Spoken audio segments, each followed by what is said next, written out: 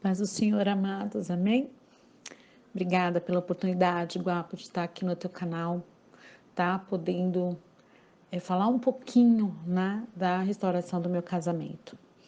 Eu tenho acompanhado alguns canais de restauração, porque na verdade, assim, irmãos, o meu deserto, ele aconteceu há 24 anos atrás, tá?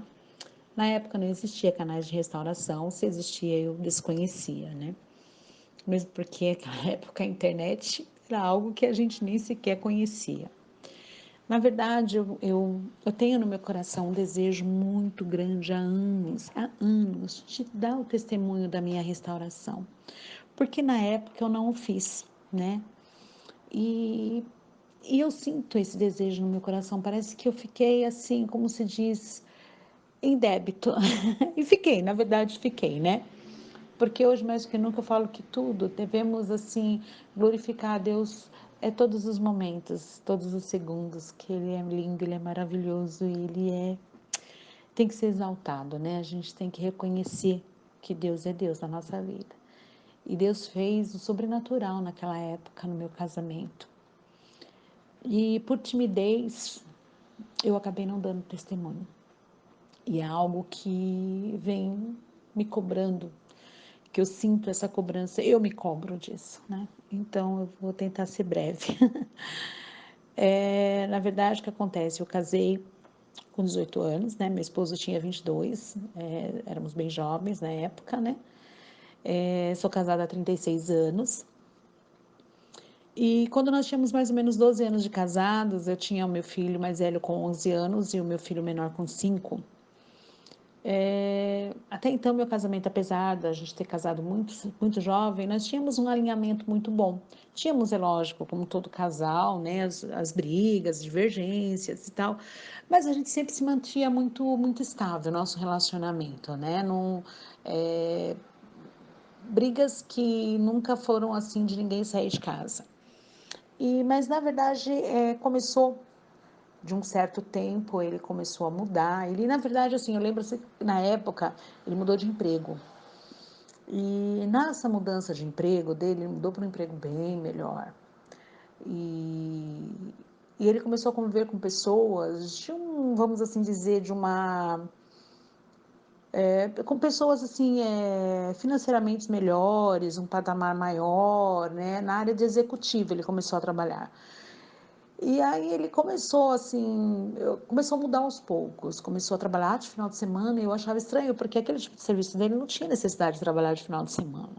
Viagens de final de semana, eu falei, nossa, não, porque vai ter reunião, porque eu preciso ir. Enfim, e nisso ele foi esfriando em casa, comigo, com os filhos, né? Quando ele vinha para casa, ele pouco dava atenção, sempre desligado, né? Naquela época não existia o celular, porém ele estava sempre no mundo da lua, né?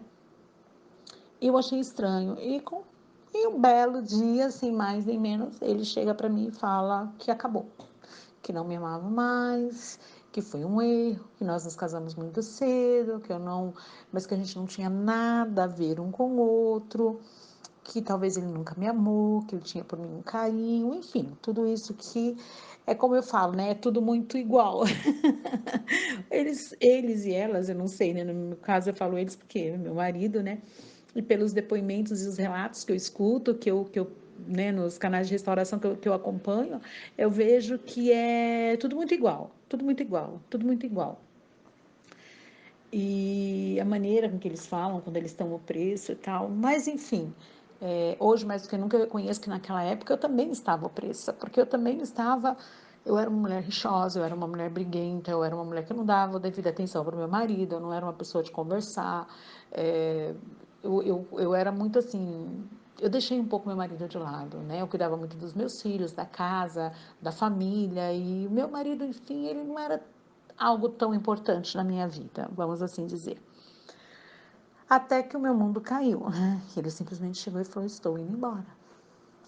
Irmãos, que é aquilo? Senhor do céu, o mundo saiu debaixo dos meus pés.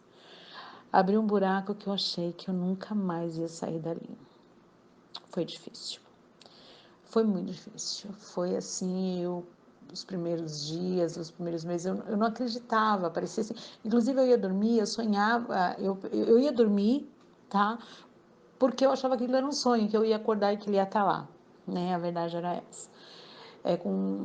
Depois de um certo tempo eu fui morar com a minha mãe, porque eu entrei em estado de depressão profunda, eu tentei suicídio por 2 vezes, e todo mundo achou melhor eu ficar com a minha mãe, porque eu estava correndo perigo, eu mesma estava, o perigo era eu mesma, para mim mesma, entendeu? Não fazia mal para ninguém, mas para mim, tentando contra a minha própria vida. E fiz da vida dele um inferno. Naquela época era pager, né? Não sei se os irmãos mais velhos aqui no grupo, talvez eles se recordam do pager, né? Que tinha aí que a gente mandava a mensagem, porque naquela época não existia celular.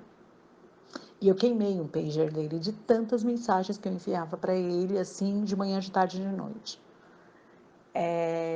E virei um inferno na vida dele. Nossa, né?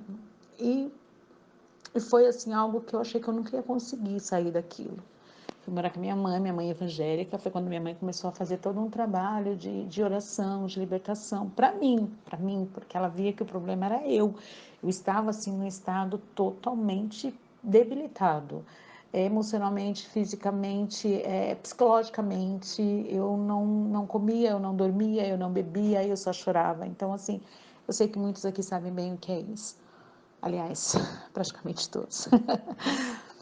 E foi muito difícil, irmãos, foi muito difícil. Só que assim, aí com o passar do tempo, com muita oração, e minha mãe, vamos pra igreja, vai, que igreja o quê? Deus não gosta de mim, Deus não lembra mais de mim, Deus esqueceu de mim, enfim. Comecei a murmurar contra Deus, né? Porque eu achava que Deus não me amava. Mas enfim, eu fui pra igreja, porque minha mãe insistiu tanto, falei, então tá, então vamos lá. Irmãos, eu senti uma paz tão grande no louvor, que assim, eu chorava do começo ao fim.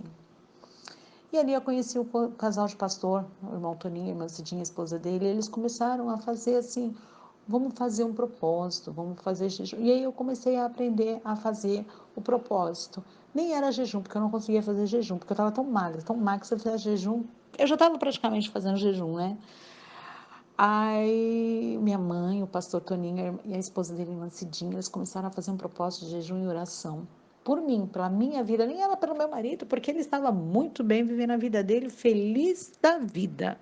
O problema era eu.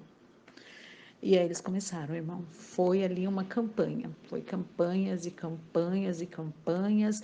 E nisso eu voltei a trabalhar, comecei a me reerguer, comecei a ir trabalhar, fazer um curso, colocar uma direção na minha vida, né?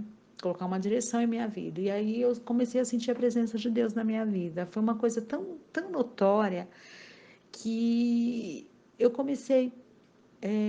Isso não foi de um dia para o outro, tá? Eu começar a me reerguer foi mais ou menos 1 ano. Mas por que foi demorado assim? Porque Deus tem um tempo para cada um.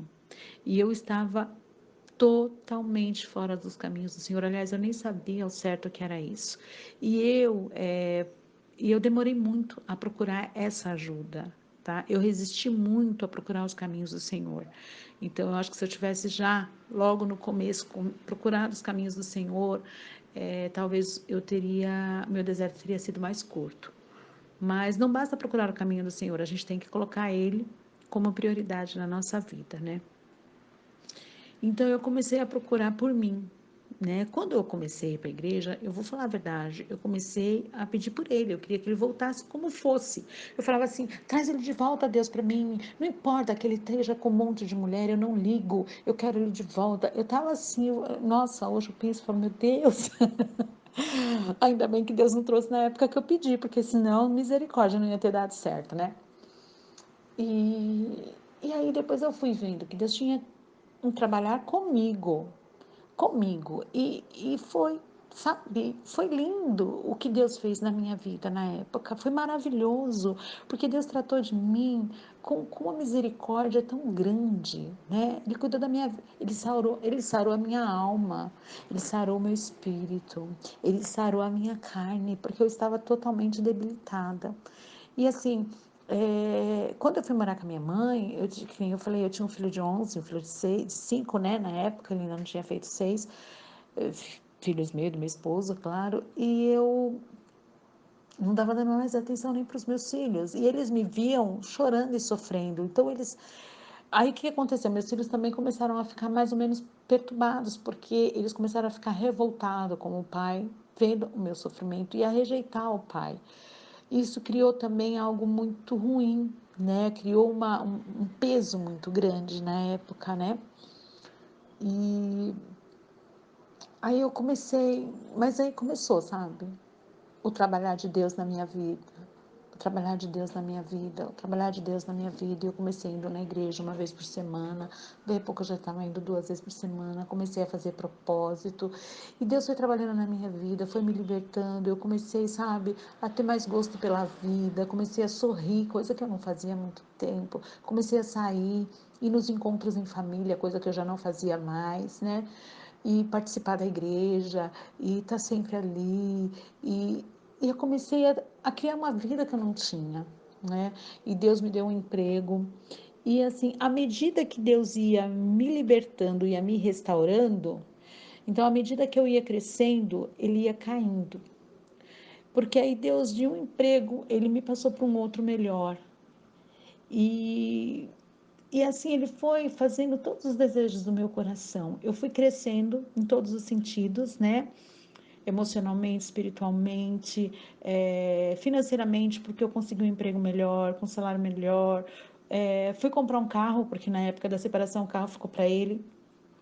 E eu falava assim: meu dinheiro dá para comprar um carro tal, posso pagar uma prestação até tal. E eu estava vendo um carro usado, um carrinho já velho. Falei: tá ótimo, né? Só para ir e vir, para poder ir trabalhar, para poder ir para a igreja. Aí Deus falou assim para mim um dia: não é esse carro. E eu estava na loja comprando um carrinho bem velhinho, já bem usadinho. Deus falou: não é esse carro para você. O que eu vou te dar é muito melhor que isso. Eu vou te dar um carro zero. E eu lembro que eu, na minha ignorância, dei uma risadinha, olhei para o céu e falei: Senhor, você está de brincadeira comigo, né? Mal dá para comprar esse, quanto mais um zero.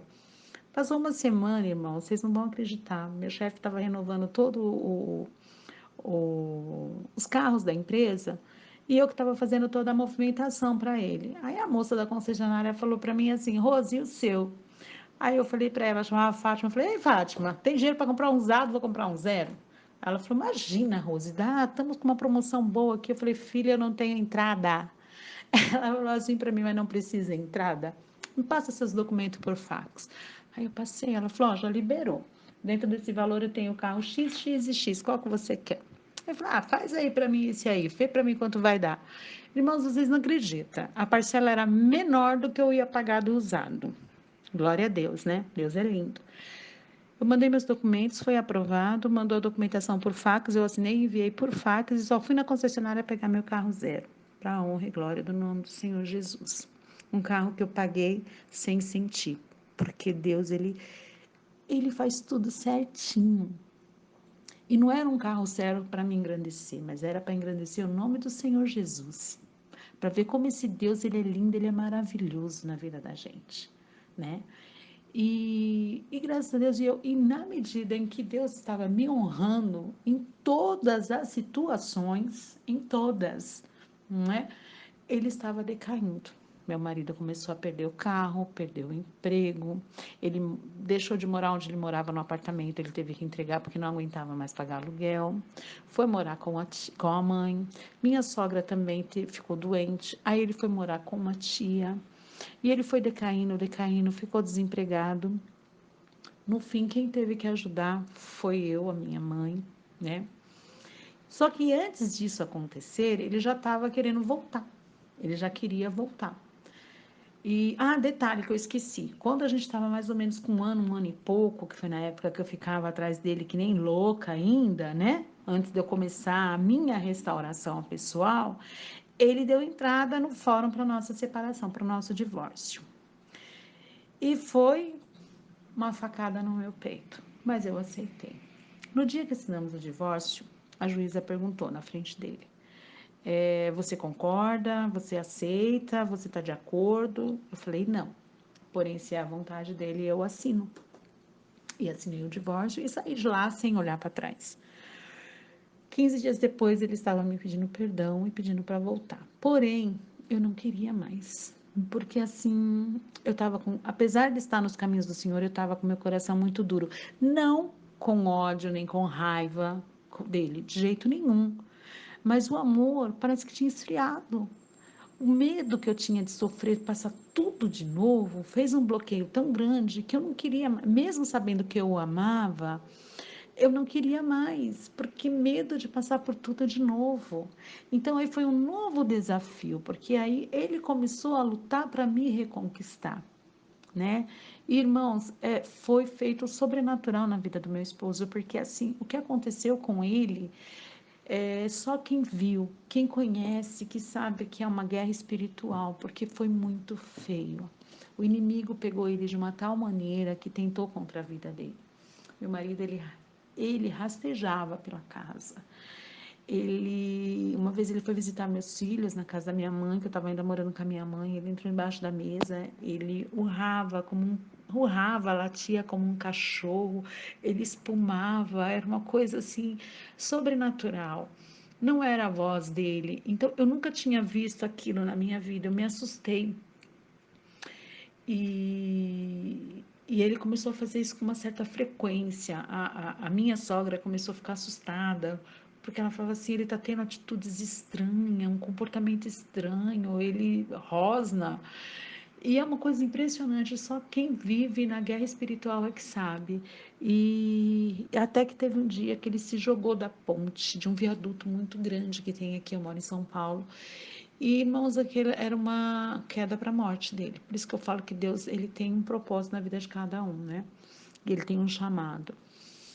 Por 3 vezes meu marido tentou o suicídio. Dessa vez ele se jogou desse viaduto muito alto.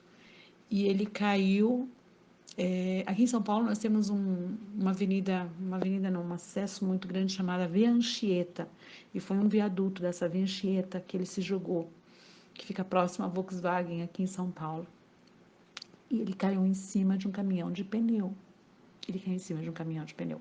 Ele foi resgatado, ele foi para o hospital. Aí, é lógico, eu fui atrás, eu me preocupei, porque, lógico, né? Eu tinha amor por ele, né? E não desejava o mal dele. E assim, amados, desculpa, estou tentando ser breve, mas existem detalhes que a gente não pode deixar passar, né? E aí foi quando. E já tinha começado, meu pastor, minha pastora lá da igreja, já tinha começado todo um trabalho de libertação dele, porque eles viram que eles chegaram para eles e falaram: Rose, a coisa é muito feia. E nisso, né, antes mesmo de acontecer isso, a irmã da, da ex-OM dele, da moça com que ele ficava, né, e nessa época ele tinha terminado com ela porque ele queria voltar para mim. A irmã dela procurou meu esposo, devolvendo umas fotos dos meus filhos, minha, e falou assim para ele: olha, ela fez um trabalho em tal lugar para você e tal, e ela falou que se você não for dela, você não vai ser de mais ninguém. E detalhe, ela já tinha também mandado 2 pessoas atrás do meu esposo para matá-lo, né? Meu marido conseguiu, na época, se livrar dessas pessoas, né? Mas ele foi quase, eles pegaram ele. Então, eu falo que assim, o inimigo ele é terrível e ele vem para roubar, matar e destruir. Essa é a finalidade dele. E a única certeza que eu tenho, gente, é que Deus ele é fiel e que Deus cuida, né? Enfim, para tentar finalizar, passei por um deserto, foi no todo, entre ele sair de casa e até a gente voltar de verdade, foram 2 anos e 8 meses quase. Foi um aprendizado para mim, foi uma restauração da minha alma, foi uma restauração da alma dele, porque ele viu o sobrenatural na vida dele. Ele começou a ir para a igreja comigo depois de tudo isso, ele começou a ir para a igreja comigo, nós começamos aí voltamos devagar, nisso eu engravidei da minha filha, aí começamos a seguir firme na igreja, nos batizamos, tá? E eu falo que Deus fez o sobrenatural na vida dele, porque assim, as coisas que aconteceram nesse 2 anos e meio foi assim, o mover de Deus tremendo na minha vida e na dele. E detalhe, depois que nós voltamos, que fomos batizados na igreja juntos, inclusive descemos as águas juntos, fomos batizados no mesmo dia. É, e tudo que ele perdeu, irmãos, Deus restituiu em dobro. tudo, tudo, tudo, tudo que meu marido perdeu. Um emprego melhor, um carro melhor, a casa melhor. Compramos um apartamento muito maior e melhor do que nós tínhamos.